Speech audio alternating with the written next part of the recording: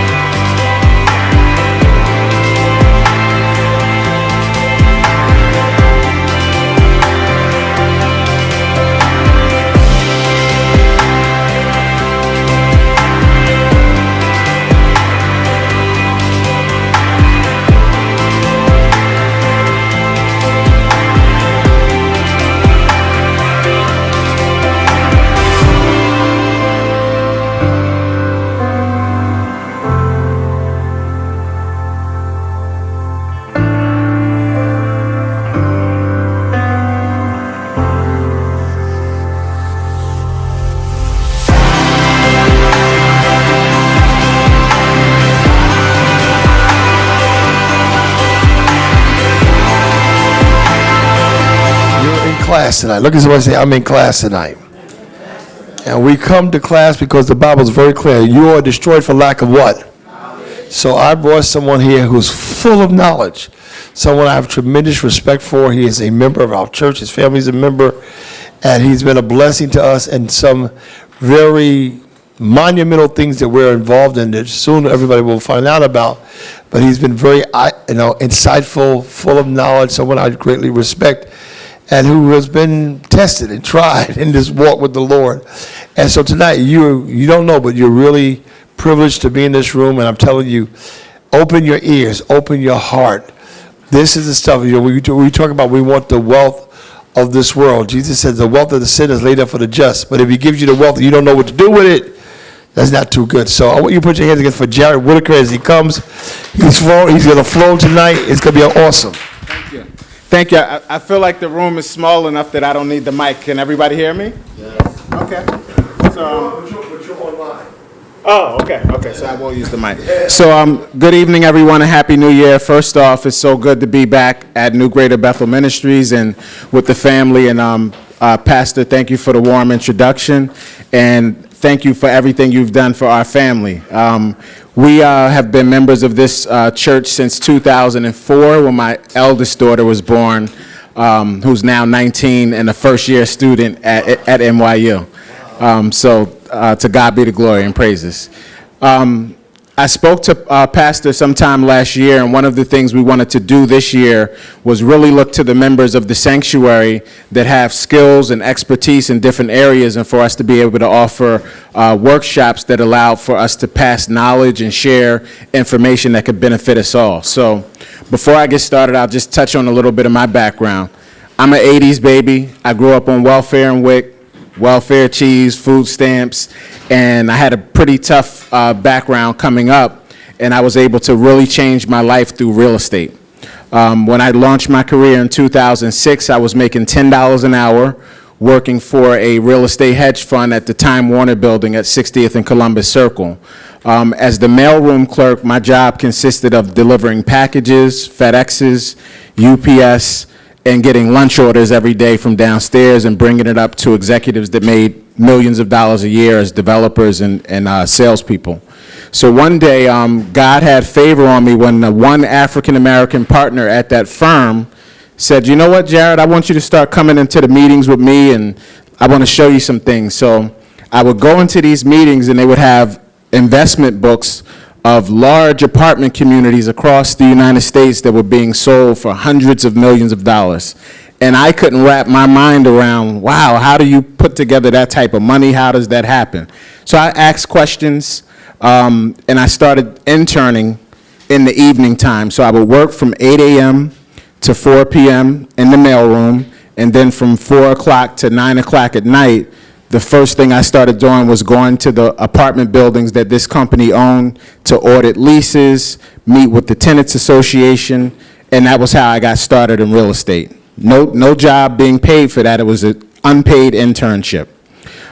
So they actually bought a large apartment community in the South Bronx for $100 million. And I moved from being the mailroom clerk to being an assistant property manager. The property manager at that time relocated to Cary, North Carolina, and I just took his position, right? I just changed my email signature and I took the position, and I was making $50,000 a year, and at the end of that year, they doubled my salary after 6 months of giving myself that position. I got my real estate license in 2007, and in a 2-year period, I did $25 million in sales, right? So during that time, I was, making 6 figures at this point, and I'm like, wow, I arrived. And that same partner said, you know what, Jared, you're doing great, but if you're going to continue going up in the real estate sector, you have to finish your education. So he helped me apply to Columbia University, and in 2009, I started going there part-time, and I obtained my bachelor's degree in urban studies from Columbia University. Then that same company paid for me to get my master's in real estate development from NYU, and then I finished a leadership program at Harvard for leadership management from those 3 universities. During that time, as I started making money, I bought my first property in the Bronx in 2008. It was a 2-bedroom co-op that I bought for $80,000. I took advantage of a lot of the programs and information that we're about to go over momentarily for first-time home buyers and the different grants that were available in New York City at that time. I kept the property for 5 years' time, and I resold it in 2013 for $200-some thousand. When I went to that closing table and saw the proceeds that were made out to my name, I said, this is it. I said, this is what I'm going to do. That was the largest check at that time that I saw in one setting. I took some of that money and I bought a condo in Harlem. Today, my family owns 3 buildings in Harlem, 127th Street, 128th Street, 139th Street. During COVID, I refinanced those properties and bought 6 more properties in Philadelphia, and we're under contract to buy 1 more in Florida. I'm giving you this information not to brag or anything, but just to share the favor and the gratefulness that I have for God for having favor to put me in situations. And I feel compelled now to give and share that information. So that's how we're going to open up tonight. So is everybody up to learn about some real estate and for us to talk about a strategy for us? Okay. All right. Let's see if I could get this. Okay.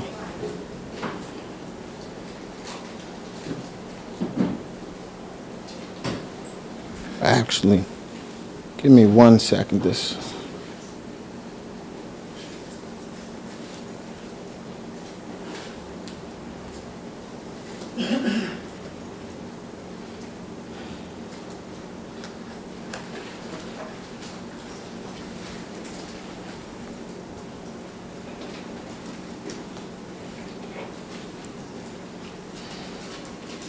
Okay, so we're going to start. Pastor and I talked about who's familiar with the passage in Proverbs 13:22 says, "A good man leaves an inheritance to his children's children. The sinner's wealth is laid up for the righteous." That's Proverbs 13:22. So a lot of times when we come to church, it's important for us to also understand that God doesn't want to see us suffer. We all have blessings that are laid up for us, but we have to access the knowledge and the information. So why real estate? By show of hands, can I see how many people in the room are renting right now, and maybe how many people already own a property? Oh, okay, good. So let's talk about first the advantages of renting versus owning, and then we can go into strategy. So when we rent, and everybody has to rent, it's nothing the matter with that. I rented for many years before I owned any piece of real estate, right? When you rent a property, you live somewhere, let's say you pay $2,000 a month in rent, and you live there for 5 years, you will have paid $100,000 in rent to that landlord. When you decide to move out one day and move somewhere else, how much are you going to get back from that? Zero, right? So it's nothing the matter with that, because all of us have to start somewhere with renting. But the benefit in buying a home is that we all have to have shelter over our heads. That's an indisputable fact. But when you purchase a property and you can live there, you can build equity and appreciation over time. That's where the wealth creation comes in at. So that same, let's say you had a mortgage for that $2,000. That equity in the form of a mortgage payment that you're paying every month, you're going to still have that. And you're going to have a double benefit, because over time, the value of that property is going to rise, right? So I have a lot of friends who grew up in Harlem and Brooklyn and the Bronx in the 80s, and they were selling brownstones for $1. You could buy one for $1,000. You go to Harlem right now today, the average starting price to buy a brownstone in Harlem is $3 million. That's for a fixer-upper. Don't think you're getting the fancy one that's already been remodeled. That's going to be $5 million or something crazy. So that's why it's important to start somewhere, right? The same thing holds true for Queens. It's no different in Jamaica. It's no different in Springfield or St. Albans or Queens Village. Like the price, if any of you lived here 15 years ago, I remember when I was dating my wife, these homes were $200,000. A lot of these two families are $800,000 today, right? So that's the benefit. You're getting that appreciation and equity over time. And then when you buy a property, you also have the benefit of writing off your mortgage interest and the property taxes and other expenses. So let's say you had a person, John Doe here, he's making $100,000 a year in income. Without owning a property, you're paying the full tax rate on that, right? If you own a property, you can write off, let's say the mortgage interest was $15,000 that year. Let's say the property taxes were another, $14,000. You're going to deduct that $29,000 from your gross income and pay less in taxes.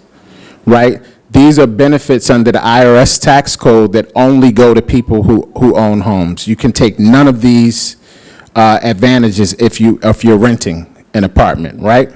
So that's just talking about some of the benefits. Up here on the screen, it also put for you to put down roots for you and your family, and also to obtain financial stability. Because another thing that happens with renting, if the market is kind of crazy like it is right now, a landlord might say, you know what? I was charging you $1,300 a month, but everybody's coming back into New York City after COVID, so I'm going to charge you $1,600 a month, right? When you have a mortgage and you own a home, every month you got a 30-year fixed rate mortgage. My payment is this amount every month. You don't have to worry about it getting inflated and jacked up over time, right? So those are some of the benefits. And we'll talk next about what steps that we have to take advantage. So who's heard the phrase before that credit is king, right? The first start to financial literacy and creating wealth for you and your family, for your children, for your grandchildren, is managing your credit. Because anything that you go to do, if you want to go obtain a mortgage, if you want to get car insurance, if you're changing your employer and you're getting a new job, the first thing that they're going to do is run your credit score. There's 3 credit bureaus: Experian, Equifax, and TransUnion. Anytime you go to apply for credit and make a purchase, they're going to look at your middle score. So let's say your top score was a 780, middle's a 760, lowest score is 720. They're going to take that 760 and determine what they're going to approve you for. Okay? The benefit of making sure that your credit is favorable and at that 700 or above mark is because the lenders and the banks will put you in a tier 1 category and give you the lowest interest rates and whatever the best products are that they have. So what do? Everybody in here can go to freecreditreport.com tonight and pull a free credit report. That's step 1. For us to get wealthy, we're going to understand what is our credit score right now today, who are our creditors, what is our payment history, and what do we have to do to go forward to bring up the credit score. Here's a couple quick hacks, okay? The first one is called, you can write this down, credit utilization. Let's say a person has a credit card for $3,000. If you're using more than 30% of that on a monthly basis, it takes your credit score down. So if you have a $3,000 credit limit, you never want to have more than $1,000 extended in a given period. If you do, that's going to derogatorily impact your credit score, okay? The second thing is payment history, okay?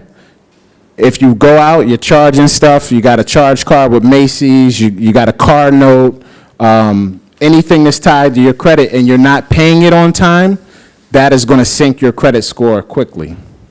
So those are 2 things that you can do over the next few months to automatically make your credit score go up. Pull your credit score tonight or tomorrow, understand what's on there, make sure you're not going above the 30% utilization, and then make sure anything tied to your credit that you have a timely payment history. Okay? That's step 1.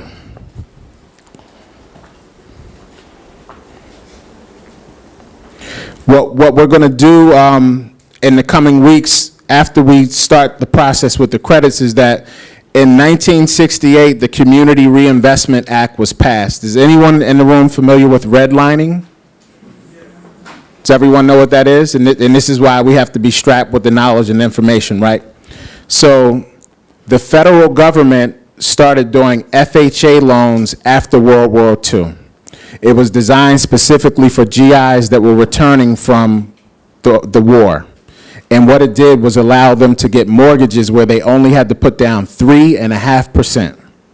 So a lot of our white counterparts were able to move to these newly built suburban divisions like Levittown and Long Island. They put down 3.5% on a $40,000 home. Today, that property's worth $600,000 and $700,000, and they're on their 2nd, 3rd, 4th generation of family who's been able to access that capital and equity and put kids through school and everything. Simultaneously, at the same time, in the black community that we're from, the banks literally took out a red marker, drew around the zip code in the neighborhood and said, don't do loans in this area. Did you know that if you go to Levittown, Pennsylvania right now today and pull some deeds, there were restricted covenants that said you can't sell it to a black person? This is facts. This is facts, okay?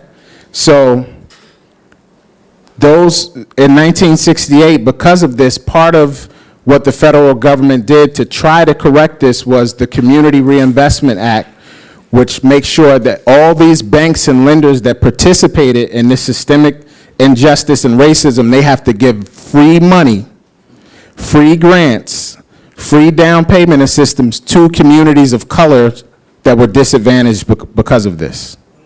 Okay? So one company that I've worked with before that's right here in Jamaica, Queens is called NHS, Neighborhood Housing Services. Okay? And this is all on the screen so that you can write this information down, and I'm going to work with Pastor to see if we can get them to come in because they do home buyer education and credit counseling. They'll work with you one-on-one I'm giving general information, but on a more personalized level to help you obtain a good credit score and look at the programs that are available, because based on income, they have different tiers and different levels of what's possible. When I bought that first property in the Bronx in 2008, I went through this program. I got an $8,000 down payment grant from Bank of America. And then this program, NHS paid for my attorney fees and closing costs. When I went to the closing table, I had a few $1,000s because they give you a breakdown of what you need to bring. And when I walked out of there, I only had to pay $500. $500 using this program right here. Right? So we're going to partner with this agency called NHS. I encourage everyone, take the website, Google it. They're right in Jamaica, Queens. We're going to see if they can come do classes here at New Greater Bethel Ministry. This is another program I want you to write down. So right now, the city of New York has an agency called the Housing Preservation Department.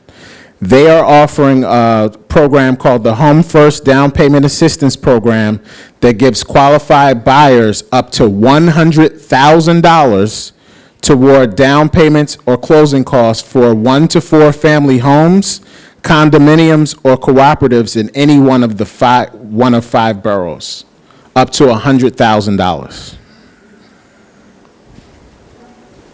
Okay, this is information on the program requirements. You have to be a first-time home buyer. There's an education course that you have to go through. Neighborhood Housing Services is one of the agencies that offers that class. There's certain income levels that you need to meet to make that.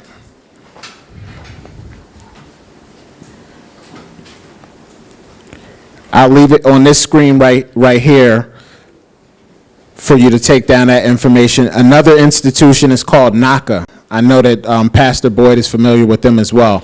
NACA also does first-time home buyer and credit counseling. They were doing seminars in person before the pandemic. They're doing them online now. But if you take that down, www.naca.com, you can enroll for online webinar for their information. Can I ask you a question? Sure. For us that don't have pen and papers, is there a place that we can get this information? Yes, can we distribute this, the PowerPoint? Yeah, after tonight, absolutely. We certainly can. Yes. I don't want to stop your role, but how do you compare the two, NACA and NHS? Are they overlapping? Right. One giving one that the other doesn't? Yeah, good question. They offer very similar information because they have to be sanctioned and approved by the local municipality and the government, so both of them do similar things. NACA is more of a national program, okay? And they also have a lending component where they offer mortgages at reduced interest rates, right? So you could, in theory, work with both agencies. It's just that to unlock the grants and the down payment assistance that I was speaking to, a prerequisite is that you go through home buyer education. Okay, they're going to give you a little certificate. I went through the program way back in 2008. You know, you go in and it teaches you things like how to budget, and it's just a difference when you go on buying a home. When you're renting, if the light bulb goes out or, you know, the refrigerator cuts up, you call the landlord, they send somebody in and fix it. As a homeowner, right, you're going to pay that expense yourself. You can write that expense off, and it is a bigger responsibility. But again, I know for me, the thing that pushed me is that I didn't like when I had to wait outside that store with them food stamps and make sure my friends wasn't in there to go spend that money. I ain't like that. I didn't like when me and my oldest brother, I wore the jeans on Monday and Tuesday. He wore it on Wednesday and Thursday. On Friday, we gave it a rest. Okay? I didn't like that. So when I got this information and got my education and everything, my duty now is to make sure that my children are educated. And with having any asset comes stewardship, right? So my properties now, when I'm changing the boiler and windows and everything else, I got my children with me. You know, they seeing me collect rent and do everything because it's a responsibility. So all the HGTV stuff, throw that out your head, right? It's a it's a responsibility to have an asset. So, but take down both of those programs because literally it starts with your credit, and those two agencies will help you with that part. And then the second part is being able to access all the grants and the funding that's available by virtue of the fact that we were disadvantaged. So can you imagine that they're giving $100,000? That's real money, right? That's real money. If you're buying a $500,000 property, that's 20%. Quick question, I no longer live in New York City, I live in Nassau County. Right.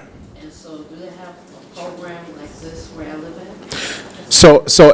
Even outside of New York, they don't have the Home First program because that's for the 5 boroughs. But even if you live in Nassau County or outside of the boroughs, there are first-time home buyer programs. If you speak, like you can even start with the bank that you have a lending relationship with today. So if you bank at Bank of America, Chase, Wells Fargo, if you go in there, all of them have first-time home buyer programs by virtue of the Community Reinvestment Act. Again, this is something that was federally passed because it was done to correct the fact that at a time when white people had a chance to build up wealth over generations, we literally could not get a loan. I had one of my uncles was a numbers and policymaker in Harlem back in the 40s. They had an informal bank. If you had a shoe shop or this, they loaned people money because you couldn't access capital back then through a traditional bank. Okay, what is a first-time home buyer qualified? Does it mean that you never owned a home? Or is it a period when you owned a home and you don't own a home? Right. For the most part, it means that you never owned anything before, but my understanding of the program is if it's after like a 7 to 10 year mark and it's not showing up on your current credit score, you could be re-eligible again as a first-time home buyer. And dovetailing off of that, the FHA program, again, if you want to write this down, the FHA are loans with all of the major lenders, Bank of America, Chase, Wells Fargo, that allow you to put a 3.5% deposit, right? So one of the properties I bought in Philadelphia was a HUD property. I bought it for $155 and I used a program called the FHA 203K. So the bank gave me the money to purchase it and, go ahead. See, we got people to know and repair it at the same time. So they gave me the purchase cost for the property and, $20,000, $30,000. I renovated the kitchen, the bathroom. So you're not a first-time home buyer, that's an investment, am I correct? That program doesn't require that you are a first-time home buyer. That particular program. There'll be different strategies because I tell people, like, one hack is that for people that can do it, like if you can buy a 2-family or a 3-family, you can live in one unit, okay? You got 2 tenants that you're renting to in the other one, and they'll pay the mortgage. You basically are living free, right? Then you might get the salary increase and the promotion. 3 years later, you say, you know what, I'm going to rent this unit out. Come on, my man know where I'm going at, right? And say, all right, I'm going to move to this property now. I'm going to rent out all 3 of these. This is the leverage that you can do when you own something. But if you never get on that boat to own it, you can't take advantage of any of those strategies. All right, so I'm a veteran, right? I did 4 years in Green Corps. I got one for you. I know where you're going. So, which one should I take? I have the VA home loan. So which route should I take? So this gentleman, thank you for serving as well. As a veteran, you can get veteran loans that will do 100% of your loan. So if you found a property for $300,000, you as a veteran, you can get a loan that will pay for 100% of that. So you couple that with the down payment and closing cost assistance, you may not pay anything. Now, the 2 things that you will have to do is have your credit right, and you'll have to have income. If you don't got a job or no income, a W-2 or anything else, I can't help you, right?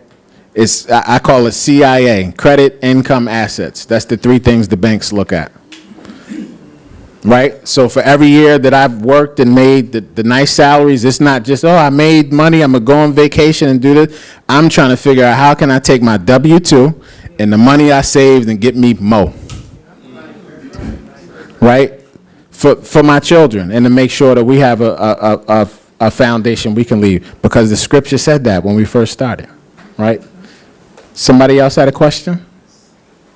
Right? Not so much of a question, I've been talking, more than a couple of years ago, I was afraid to look at my credit score. Mm-hmm. And the bank that, one of my main banks is actually a credit union. Right. And so anyhow, to make a long story short, I sat down with them and said, you have to visit your credit score. 100%. And it was down to like the lowest that you could possibly get. Mm-hmm. And through, like you're saying, more than every month, like maybe twice a month, I kept looking at my credit score, and they gave me little ideas, and like I got secure loan. Right. After secure loan, then elevated to the next step, to the next step, to the next step. Correct. And because I was able to do that, I was able to bring my credit score Absolutely. from low 500s to the point where right now I'm like 760 something. That's tier one. That's what they were saying. That's tier one. So I think as people of color, sometimes we are afraid to look at certain things because like, oh, my credit score is like this, I can't do nothing. But Right. if we work on it, it's not really as hard as it may seem like they're showing on TV. Correct. Then Absolutely. And thank you for sharing that and being transparent. So it's like anything else. It's better to know where you stand at. You know, when you go in for your physical and everything, it's to have a baseline of where you're starting at. So you should never, no one should be scared to look at their credit, because that's where everything is going to start from.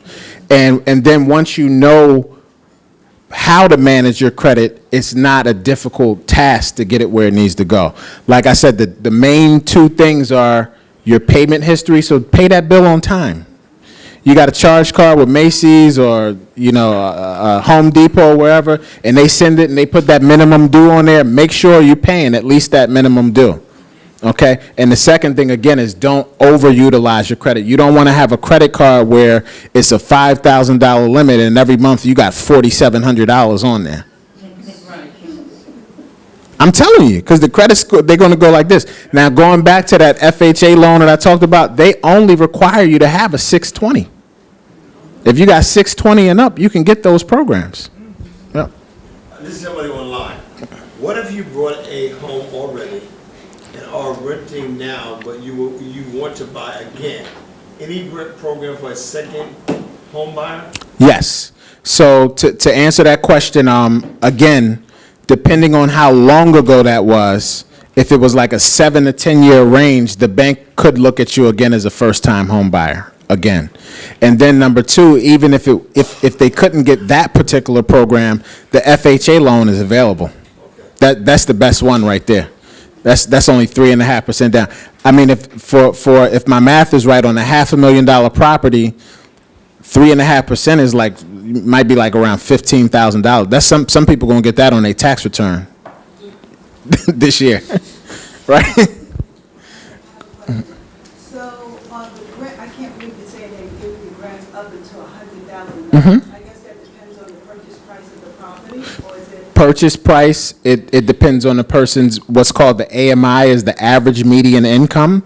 So every year, the city of New York and the different counties will do a census to say for a family of one, the average income is this amount. And for a family of two, it's this amount. So it goes by those guidelines and also by the purchase price as well. And are you limited, because I have been approved by Chase Bank, and they do offer like a grant program, but it's like 2,500 or maybe 5,000, but again, it's all contingent on the area.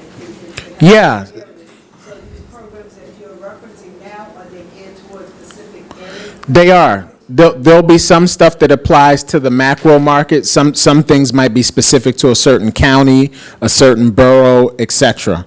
So, you know, once your credit is in order, it sounds like you got a pre-approval done for everyone in the room. A pre-approval is when you go into a bank and you say, hey, I'm interested in buying something. They're going to look at your pay stubs. They're going to look at your credit score, tax returns, and they're going to let you know, okay, we will approve you up to this amount. And you kind of know where you stand, so when you start shopping for real estate, you can know what to spend. That very good question.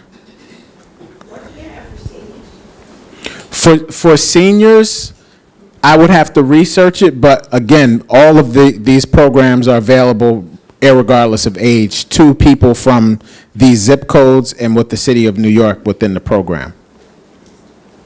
One program for seniors, I do know that with a Section 8 home buying program in New York City, you could use any Section 8 voucher that you're already approved to go toward your maintenance and common charges. I've helped someone with that before.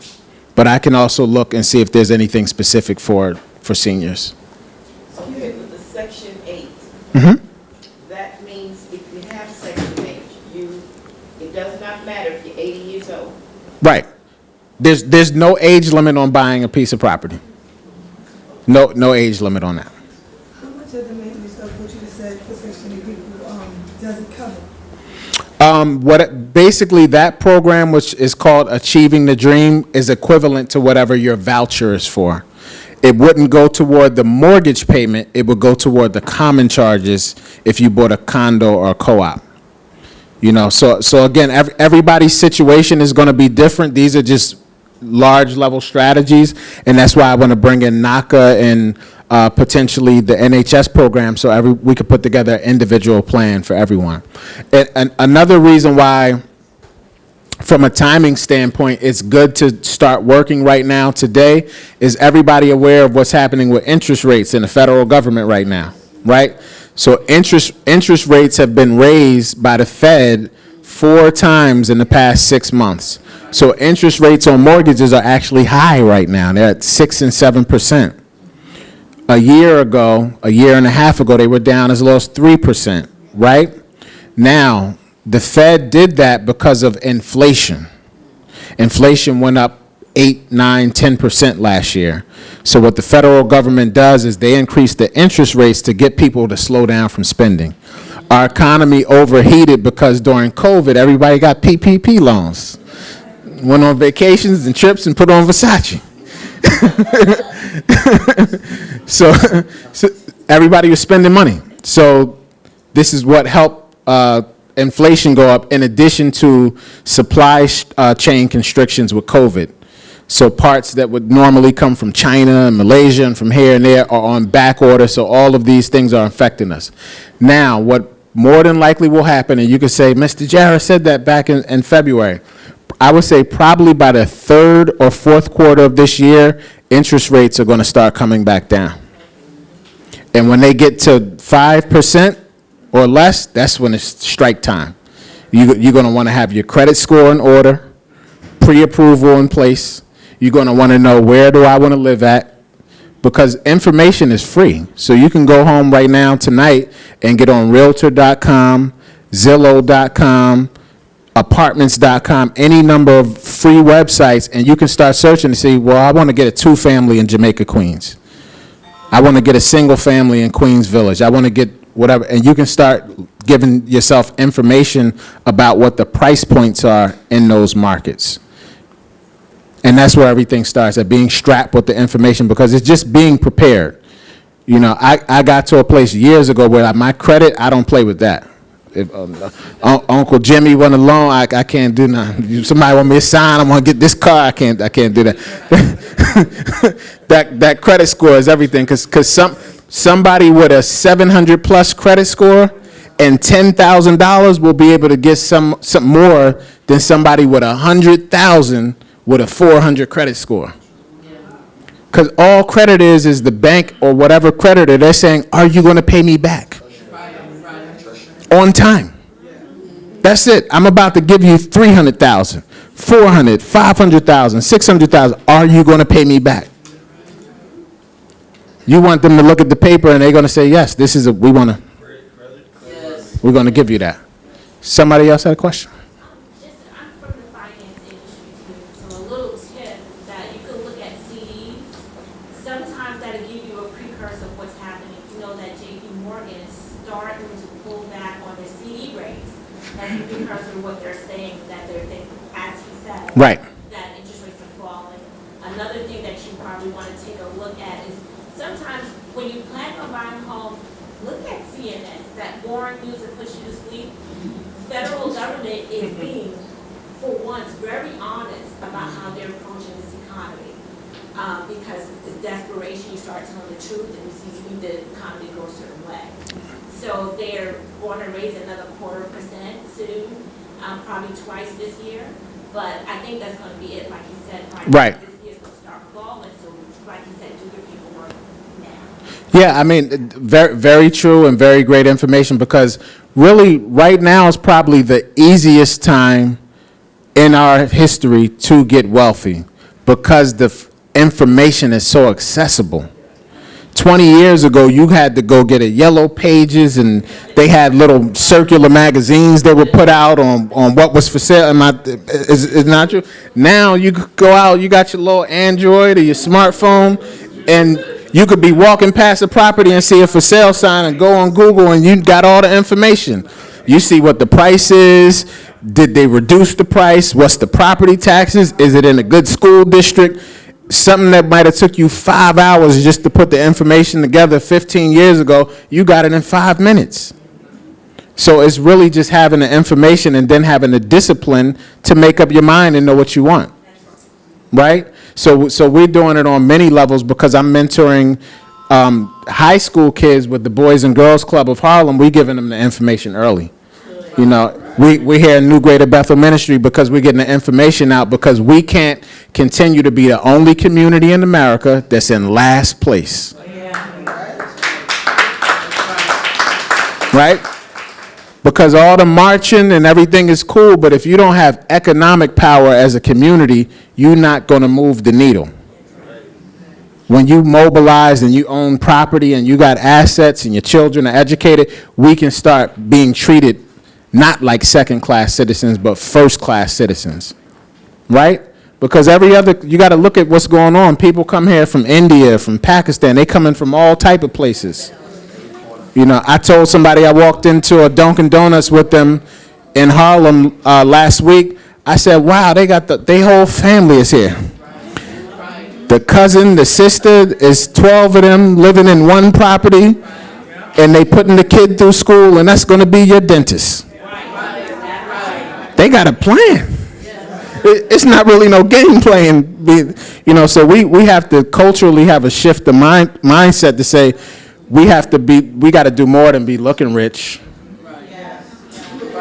We be sharp as attack, but we got to start building wealth so that our children and our children's children are set. Sir, just a quick question.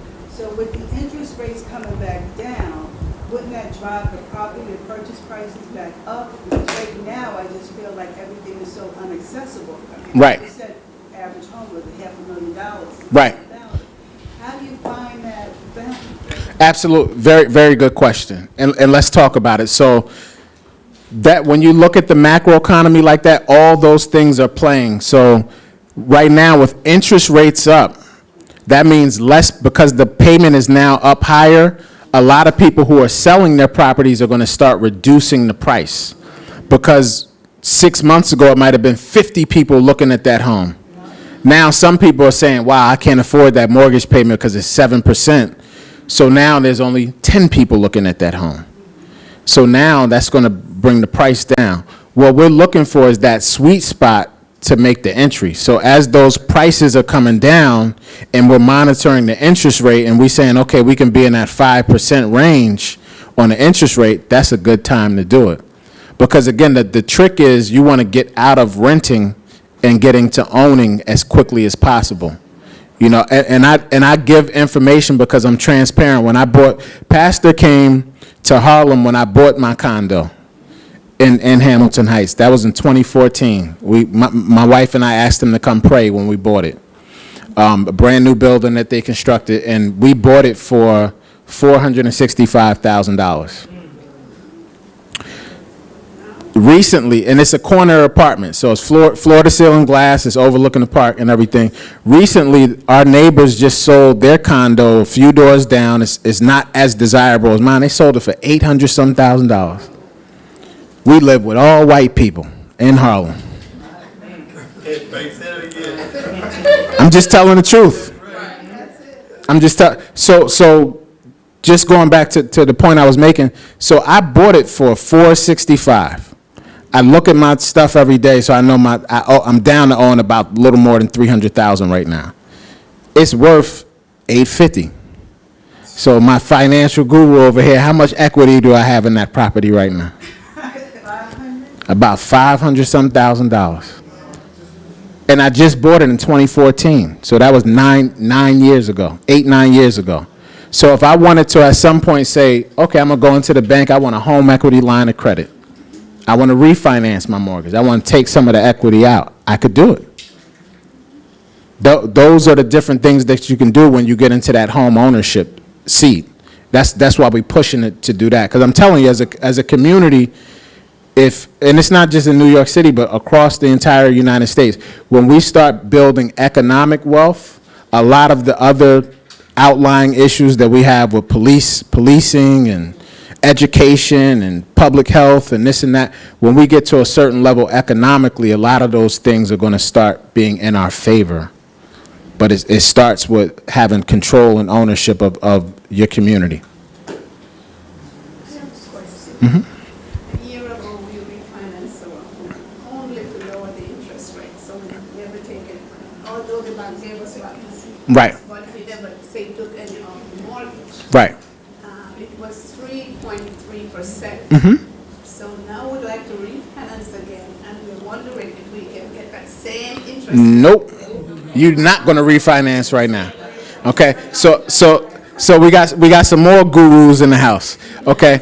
So I did the same thing. So during COVID, the 3 buildings I own in Harlem, we had our mortgage with one property was with Flushing Bank, and with the other one it was with a bank called Bayonne Community Bank, based in New Jersey. Our interest rates were like 5.75%, and the other one was about 4.75, right? I did the same thing you did. I refinanced. I did 3 things, right? I went to the bank during COVID. They gave me a forbearance agreement where they let me not pay the mortgage for 3 months, and they put it on the back end during the shelter in place, right? All right. See, you got the information. So we did that. Then I renegotiated the interest rates down to 3.25%, and I took out equity from both properties, and that's how I got the 6 in Philadelphia. My mother lived on one block in the suburbs. I bought the house next door, and then the one next to it went up for sale. I got that one too. So that's the wealth creation that we're talking about. Yeah, but you want to do that when interest rates come back down, and before you do that, you also want to have a strategy. Because, see, some people get to that coveted position that you're talking about, and they take it out, and we're going to go get the Mercedes-Benz now. We're going to take the church.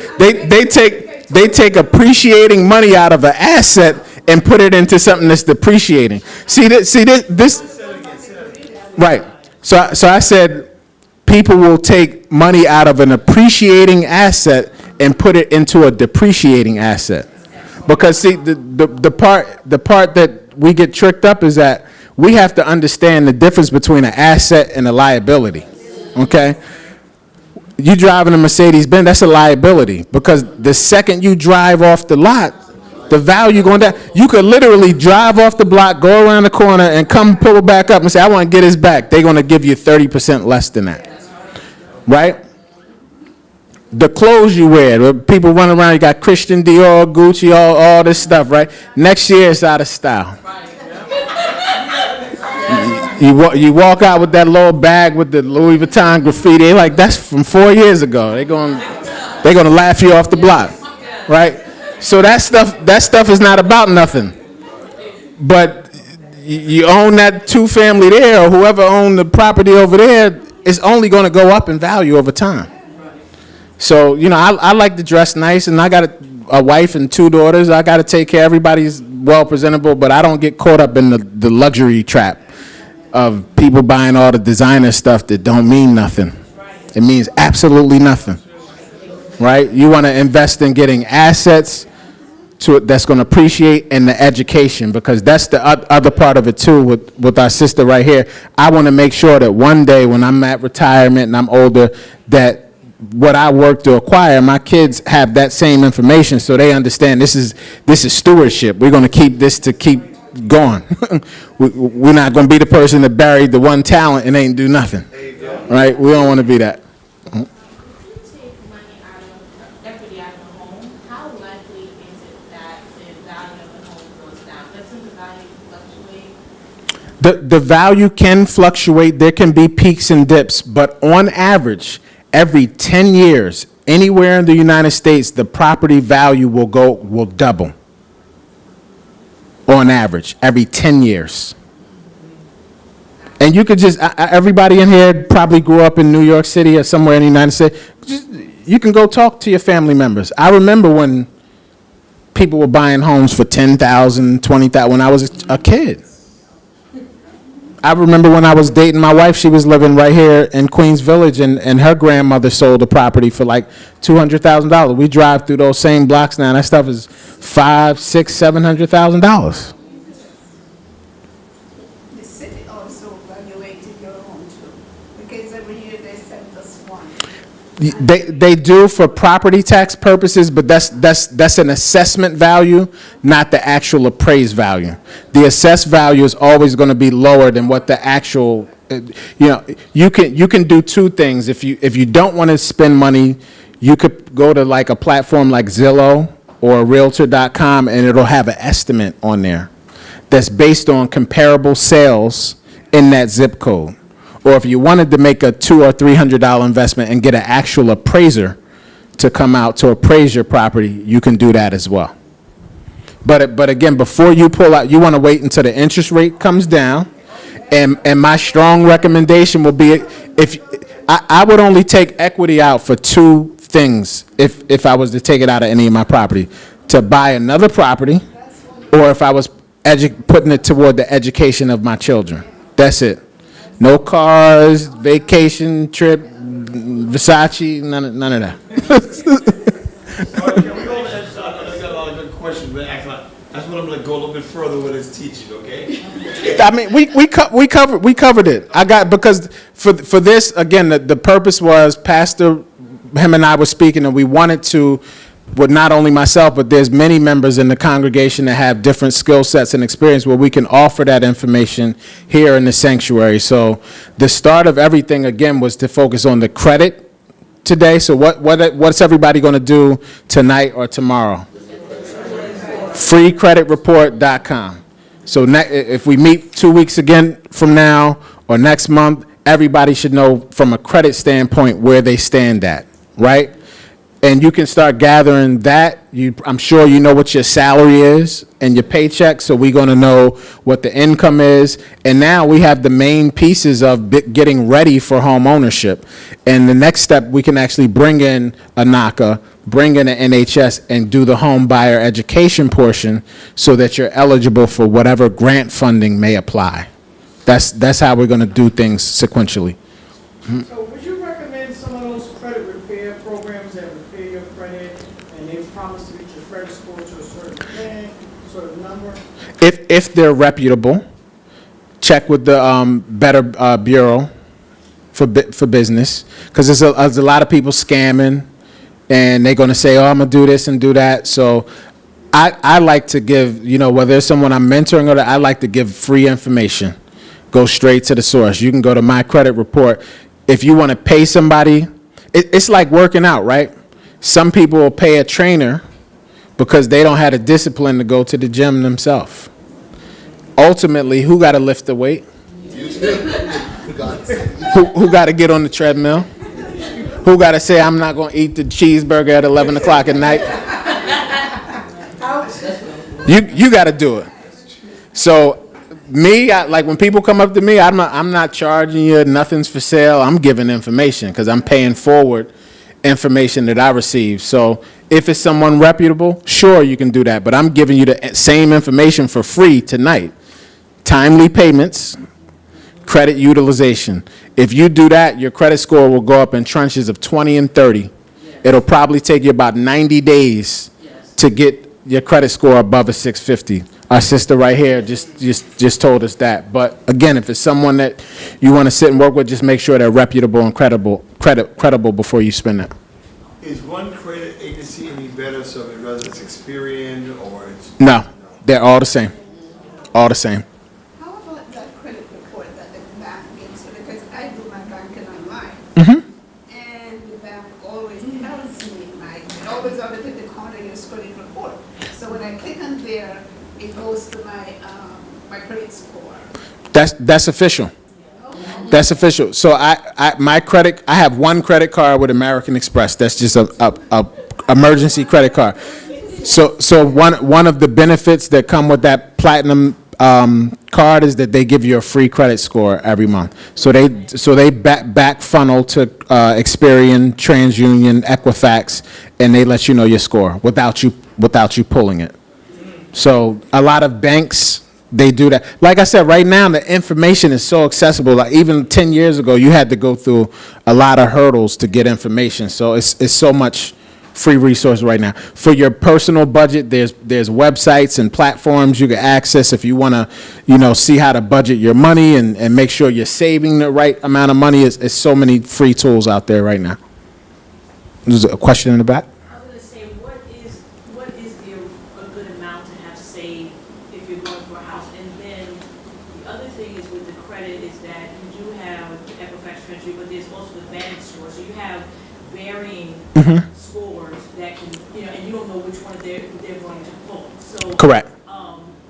And I know that I had to get I had to come out of debt and I had to read a lot. And so one of the things is that I remember that there were things like we had to if there were things in your credit report after 7 years that we could write to the company Correct.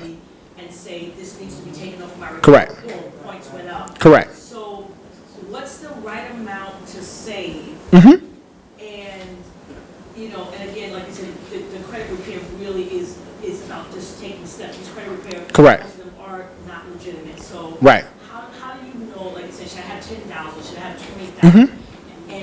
And does that say at that point, am I ready to be a homeowner? Absolutely.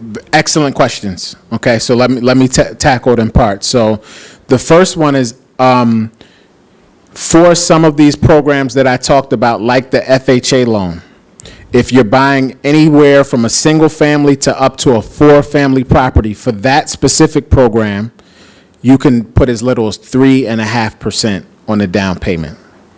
Okay, that's the least amount. For conventional financing, where you are not using that type of program, for most condos, you have to put down minimally 10%.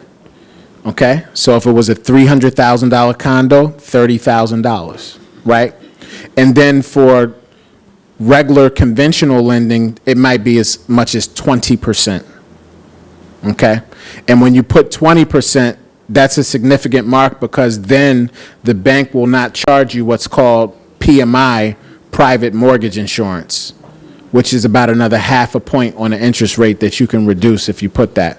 So I tell people, as a general rule of thumb, you want to be saving at least 20% of your after-taxed income, at least.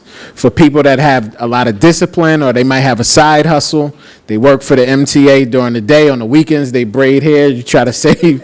It's New York City. I had to do a lot of stuff to raise my daughters, but I try to save like 30%. Because you want to be in a position where when an opportunity comes up, you can do something. And again, that comes down to personal budgeting and having some sacrifice and discipline. A lot of times people make money and they don't even keep track of what their expenses are. And it's very hard to save money that way. A lot of people know what their income is. They know I'm getting paid bi-weekly. My check is coming in for this much. They spending and they don't even have a record of everything from the rent to Netflix to Easy Pass, whatever expenses they got. So I would say that's another thing everybody can do coming out of tonight. Sit down and make a personal budget for you Incorporated. Whitaker Family Incorporated, come up with a monthly personal budget so that we can actually work toward these goals. Because I'm not coming in saying that tomorrow you can jump right into it. But if you prepare right now everyone in this room right now can be in a position where in the next 3 to 6 months, assuming that everybody looks like they have jobs and are well into their career, be in a position to be purchasing a home. You're very welcome. Other questions? Okay, so you bought property in Philly, you said Pennsylvania? Yes, So you going for the Eagles on Sunday? I am. I grew up in Philadelphia. Oh, my family from the Baileys. Yep. You know Pearl Bailey, the Baileys? The Bailey family. Yep. Age 0 to 19 in Philadelphia, Los Angeles. My family's from South Philadelphia. Okay, Yep. North Philly, born and raised. And I lived in Harlem for about 20 years now. You get cheesesteaks? Absolutely. I grew up on cheesesteaks. And for when people that get more seasoned with the real estate investing, the good thing is that I feel great, like we own our home in New York. This is home.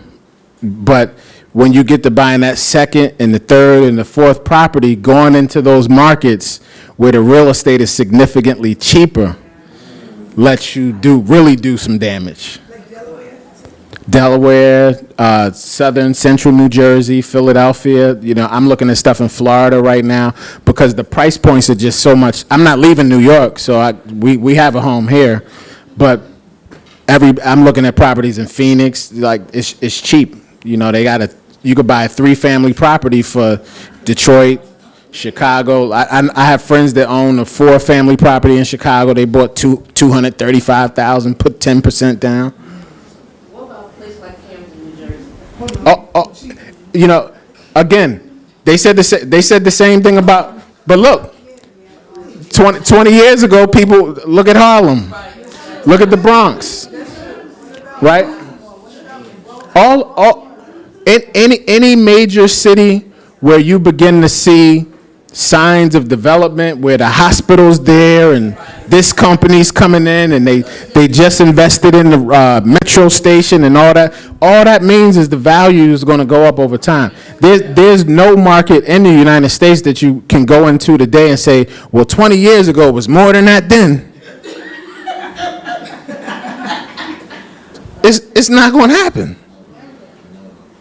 It's not going to happen. So, again, this is free information. You could go to a certain zip code and just put it in Google, and it'll tell you, that they're planning to do this, they're doing this, they're doing that, they're doing that. All that information. Somebody said MSNBC, I watch that every morning when I get up. No.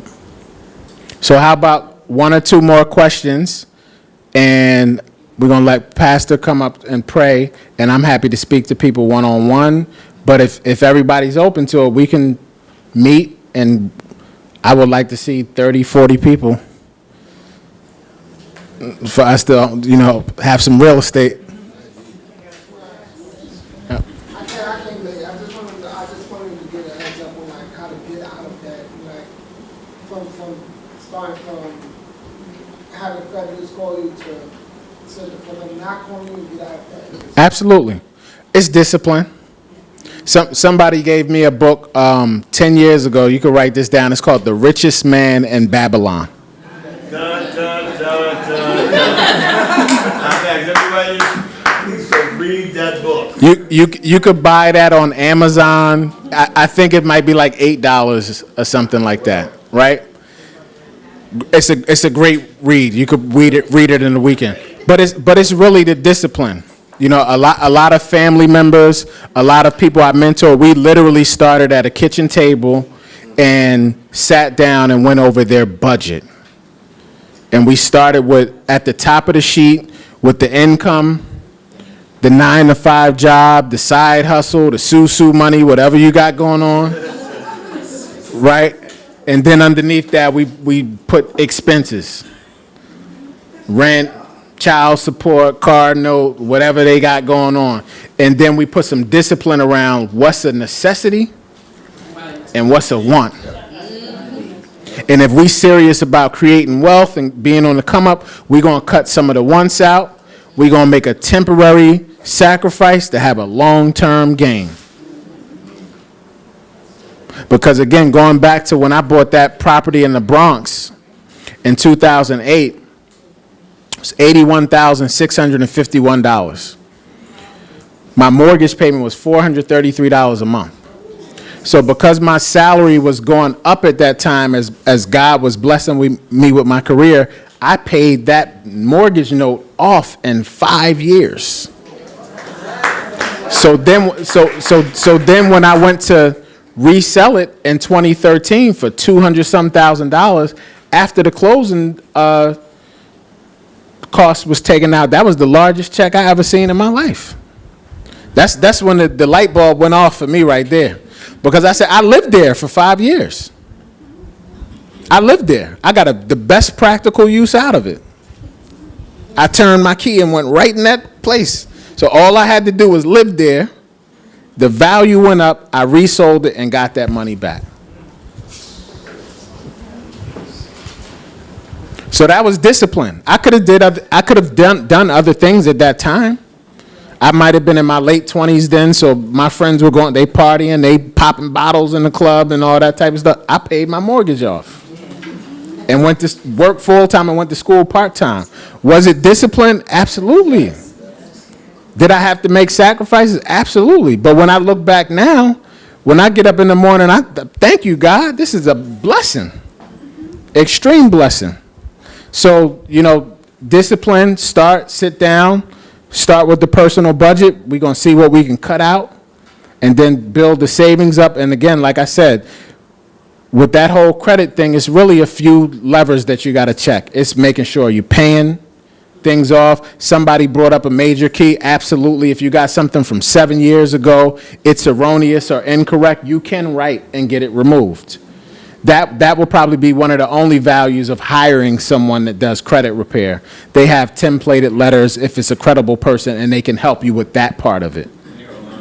Okay? But outside of that, the rest of it is on you as far as paying. You got to make a choice to say, I put my bills on auto pay because I know they got to be paid. So I let them come in and just take that right out.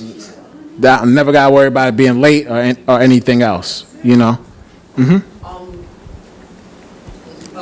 Going forward, like from what you were saying, I made it my business where once a month I sit down with my financial advisor at my bank, and they go over certain things. Like I recently got a brand new car several months ago, but I did not do that until I sat down with them and said, "It's time." Right. They told me it's time, and they didn't said, understand that. Right. That's the financial advisor right there. And so sometimes it's good to have someone that's knowledgeable. Absolutely. To sit down with. And like I said before, even with the car I have, I would never have dreamed I would have been able to have it. Absolutely. I needed it. But now my next goal is to have ownership of a house. Absolutely. Right now, when I'm paying for rent, if I tell you, I would think it's a mortgage. Right. And so the prices have gone up. Mine's jumped up by $400 a month because of the payment down. Absolutely. But you brought up two things that's important. One, again, being informed and knowledgeable that's the most important part with everything. If you're not paying attention to the finances and you're not keeping a track on everything, you're not going to be able to take advantage, right? So that's an excellent thing that you're doing. And then you have a goal as well, to know that you got that car, you're going to pay the car payment on time every month, and then you're going to save and research and get to a point of buying the home so that you can be the landlord and be in control of your destiny, not waiting for when that lease is expiring and you opening that little envelope to see what they're going to increase it by. Okay, we'll do one more question and then.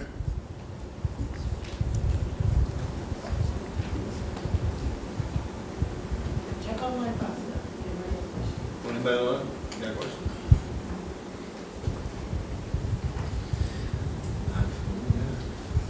No.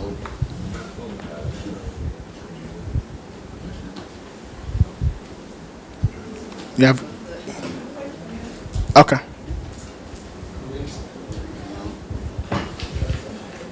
Nobody? Online, y'all got a question?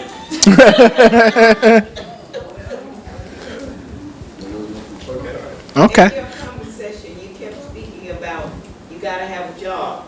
But if you're 80, you don't have a job. So Right. what do you do? When I say have a job, I should have used better terminology, say stated income. Stated income. So for some people, that might be a W-2 if they're an employee. Some people own a business, they may have a 1099. And really right now, a lot of people are freelance workers, they might have multiple 1099s. But I would be lying to you if I said a bank is going to give somebody a loan that can't show any source of income. So if you're retired and you're getting your retirement. If you got a retirement, pension, if you're getting Social Security, all that would be calculated as income. Yep. Well, I will close out. I thank everyone for letting me speak.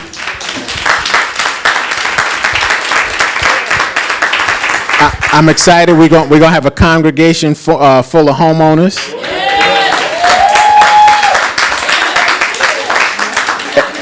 And some generational wealth. Yep. Thank you, Pastor. How are you? I'm gonna show you pictures. The oldest is 19, and the babies will be 3. So how many of y'all think I did the right thing tonight?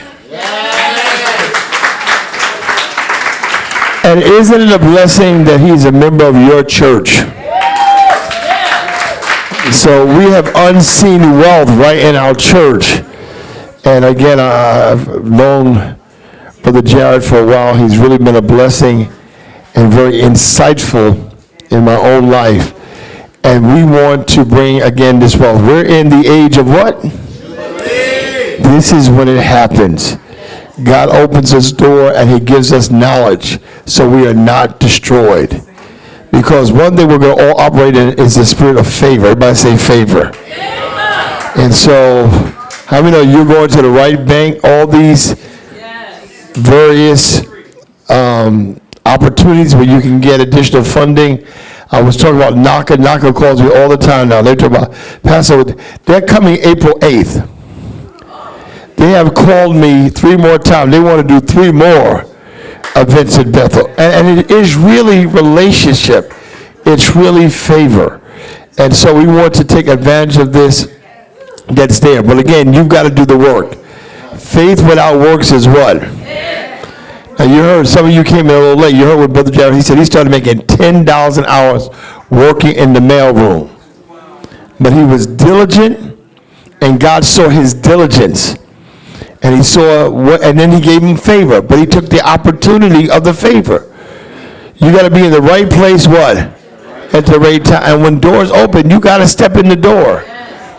And again, ain't nobody giving nothing away. You know, he said he was mentored, and he said he would, after he worked a full day, he went out and he worked another 4 or 5 hours every day to learn, to get knowledge. And that's what I've been stressing. So opportunities here. I thank him so much. Can we put our hands together for him coming again? And the great thing, he's coming back. Yeah, right? So now, by the time he comes back, everybody here should have done what first? Right, check the report, the credit score. And I'm going to have this whole template that he has online so you can download it. I'm going to print it out and make hard copies. Now, I'll tell you, the only thing that makes me sad about this, even though I think we had 30 online, so maybe tonight we had about 60 people, because there should have been 300 people taking advantage of this. Because at the end of the day, you know, when your sheep hurt, you hurt. When you see people suffering unnecessarily, and how many know it's unnecessarily if you have the knowledge that's there. If somebody's giving you something, think about all the knowledge he got. If he didn't do anything, he'd still be doing $10 in the mailroom. And so wherever you are today, how many are determined 90 days from now you're not going to be here? Can we agree with that? Everybody. No matter where you are, everybody's going to the next point. Everybody's going up. We're all going to take advantage. And then, you know what? It makes a real difference when you're able to interact with people around you who's on the same level. You're all going towards the same mark, that same place. And so again, this is very rewarding for me, seeing what we talked about. And again, you heard Sister Raquel, what she was teaching, you know, she talked about those blockers that stop you from getting there. So how many know we stayed away from negative folk? Negative conversation out the window. Now, understand something. I hate to tell you this. It's true. Sometimes even in your own church. Sometimes people who don't show up, they're not driven like you're driven. When you tell them, oh, really, well, I tried that. Stay away from that nonsense. Amen. Proof is in the pudding. Yes, it is. You talk about owning a house. When my parents bought their house, address 11108 179th Street, St. Albans, Queen, Adelaide's Park. My father paid $13,000 for that house. Today, that house is worth almost $800,000. So, what you heard truth tonight, and if you know truth, it'll do what? It'll make you free. Free from debt, free from bondage. And again, what I love what he said is that how many know it's about leaving a legacy for our children's children, so they don't make the same struggling that we had to make. And this is a better time, believe me. The opportunity is here like never before, and there's favor going on in our house. Now, a couple of things I want to do besides that. Tonight we thank God. God's opening up some doors, so we have potatoes, onions. Potatoes, red onions, white potatoes, sweet potatoes, and eggplant. Okay, it's free. When you go out the door, they have 2 quarts of orange juice and milk. Now, I don't know how many milk people, but this is fat-free milk, all from the supermarket warehouse today. They call us Favor. Pastor Boy, last time they gave us eggs, now they're giving us milk and juice free. Then while we're there, amen. We were able to go around. We went over to our police department. We blessed them today. They come, Pastor, thank you so much. So we're blessing those who are around. We're making an impact on our community. And then while I was on the phone, and thank God, Sister Maggie, I don't know if you want, but put your hands together for Sister Maggie Larkin in Fort Rockaway. She's been a jewel. So let me tell you, see, when you do right, and you said a good word, you said stewardship. I thank God for Mother Gatherers, for Sister Kim. They've been here packing bags, unloading. Sister Natalie, right? And so now the other outreaches don't know about us, but God knows about us. And because we were doing well, Maggie got another call today. He said, Pastor, we got some more doors. Starting next week, they're going to be giving us box of foods to give out. So, this thing about how much money you save at the supermarket, because that money that you save can help you do what? They put that money away. Hey, that's right. Y'all, we was buying eggs. Some people were paying $14 for a dozen eggs. Right. So, hey, listen. Doors are opening because we are diligent and we are faithful. We're tithers, we're givers, we're consistent in God. And I'll tell you, I got some testimonies. Just wait. Give me about another week. I'm going to blow your mind. And what happens in the head goes where? Right down to the body. Amen. I was talking to somebody today. They had me screaming on the phone because I can't say their name because they told me I better not tell their testimony. Only thing I'll say to them, I told Joel, I said, there's somebody talking about you that you don't know about. And they said, Pastor, you just won't believe it. I walked in my office and they're calling me, telling me they're talking about me. How many know when you got favor on your life, favor's worth more than money.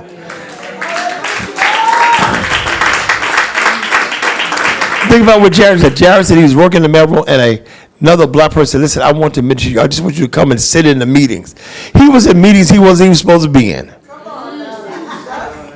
That gave him knowledge to make the right kind of decisions, to apply the right wisdom to his life. And when you're in this kind of zone, how many know these are the kind of doors that are around all of us right now? You just have to open up your eyes. Tell God to open your eyes, let you see the doors. The right people are there for you to be connected to. Everybody say the right people. And then you want the spirit of discernment to know the wrong people stay away from. So it's going to be a real blessing. So we're going to set up. So I want to receive our offering tonight. I'm asking everybody sow. As many of you can sow a seed of $50, it's a seed of grace. I think you are graced tonight. Okay.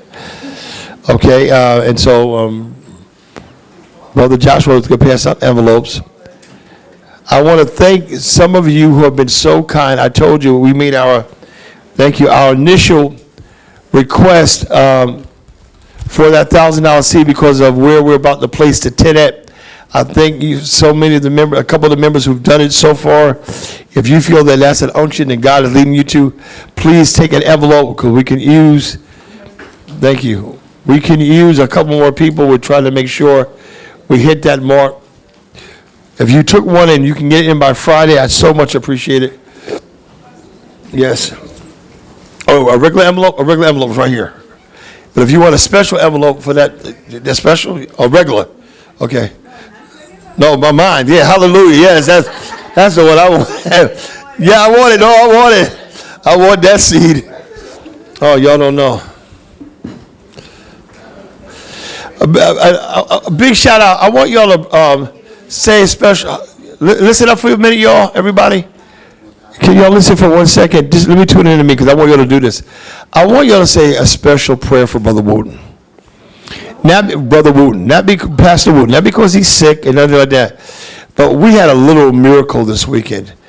You know, it was really cold Saturday night. It was freezing. And so Saturday morning he calls me. Friday night, that was really cold. And 2 of our valves froze on Friday night and burst. We literally had, as of Saturday morning, we had no heat for Sunday.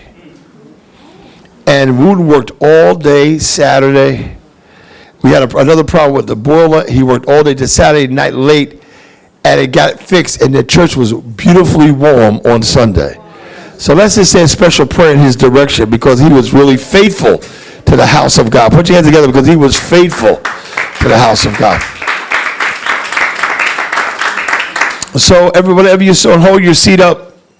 Hold that hand up high, and don't forget you can get an envelope, for a special envelope from me.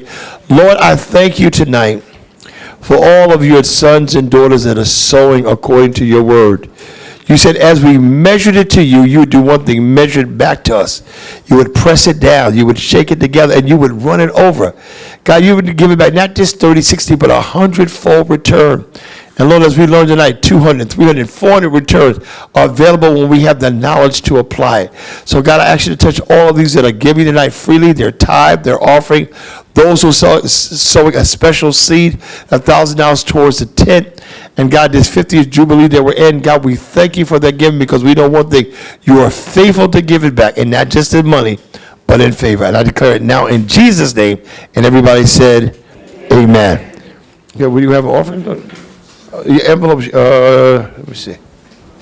Yes. No, I don't. Where did Josh go? Joshua. Okay. Oh, Josh got them, okay. So I'm going to make it simple since you all are sitting down without having you all squeeze to get up. I don't have, do you have an offering bucket? Oh, good. So let's just pass it. Y'all want to pass it down and he'll collect it. Brother McBride is coming through. If you have that special seed, hold it and put it in my hand, please. All you that have that special seed for the tent, please put it in my hand. God is truly faithful, let me tell you. Okay. Josh, you're walking away from money, son. Stay. Pay attention. Now, don't forget, Sunday is Super Bowl Sunday. We are having here Super Bowl fellowship right after, starting after service is over. Sister Lorraine, it's only $10, which will get you a slice of pizza, soda, some chips, but they'll have food all day, hot dogs, food that you can purchase. It is a type of fundraiser for the church as well. So invite your family and friends. It'll be a lot of fun, I'm sure, in this room. This is, as y'all know, LeBron last night made history. LeBron, the top scorer. Well, he's a black man and he's a leading scorer in Black History Month.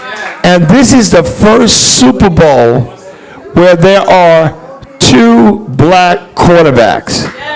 Now, some of y'all, that might be small, but for years they thought black people could never be a quarterback, that we weren't intelligent enough. And I was talking to my friend from school, Dennis Nelson, today, and I was telling him, I said, you know what? I feel really good because I was the first black quarterback at Brooklyn Technical High School. Until then, they never saw a black quarterback, but I remember how good it felt. So we're excited about it. It's Black History Month. Black History is being made, and I know we're a part of it. Our families are a part of it. Again, how many of y'all are blessed tonight, right? Right on? So we have, again, we're going to definitely have Brother Jared back next month, so y'all got time to get together and only a couple of weeks out.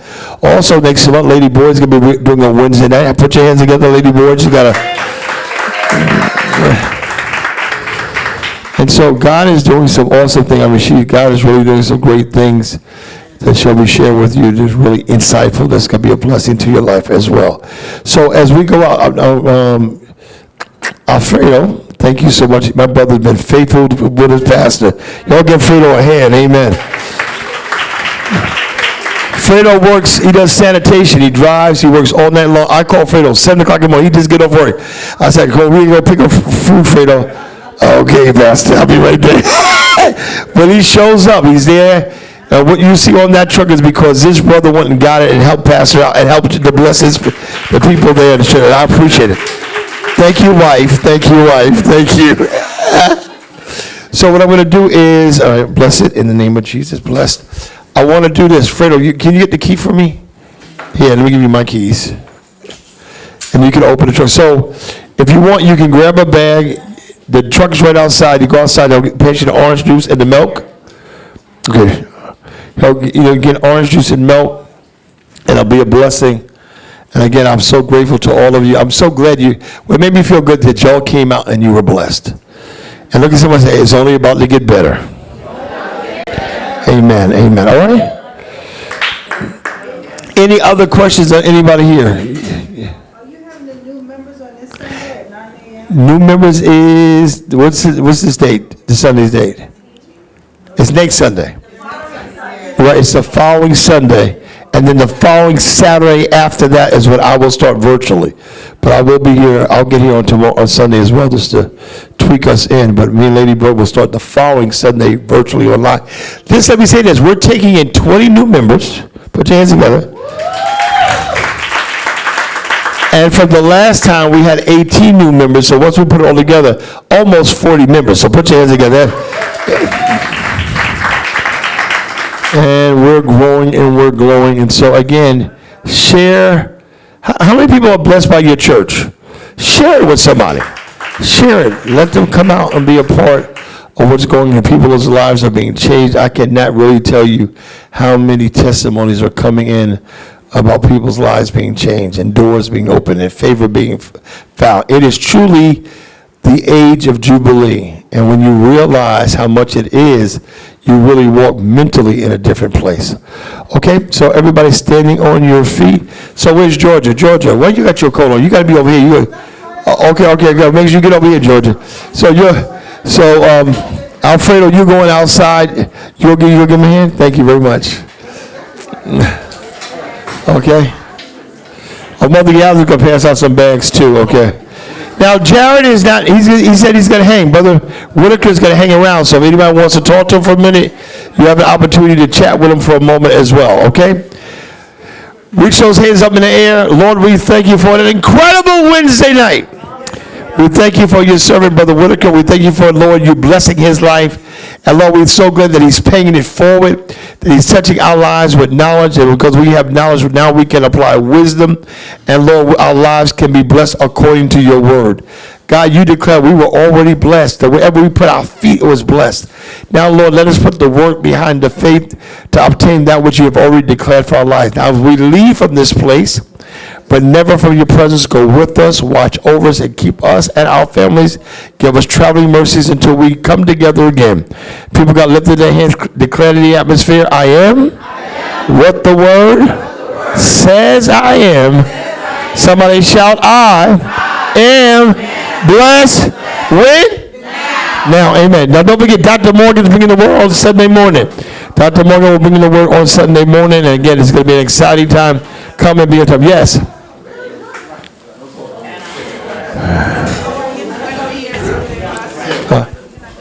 Yeah, I'm here Sunday. I ain't going nowhere. Dr. Morgan's is free. I'll be here. You know, I'll definitely be in Sunday morning, yes.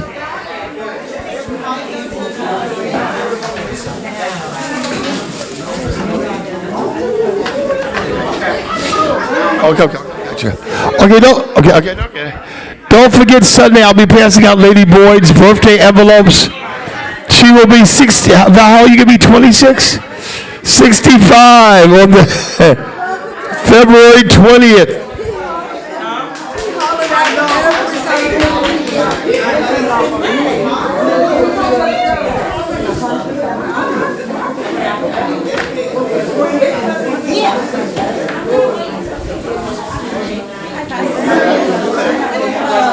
Okay, I brought this for you today. Okay, great, excellent. Yes.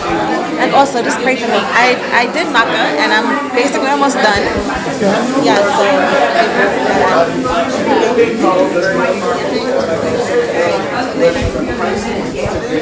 Thank you, Mother.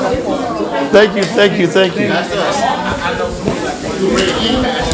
No, they didn't give it out there. On their way out, they can just give it to them. All I got to do is go right by the truck, they'll pass it right to you.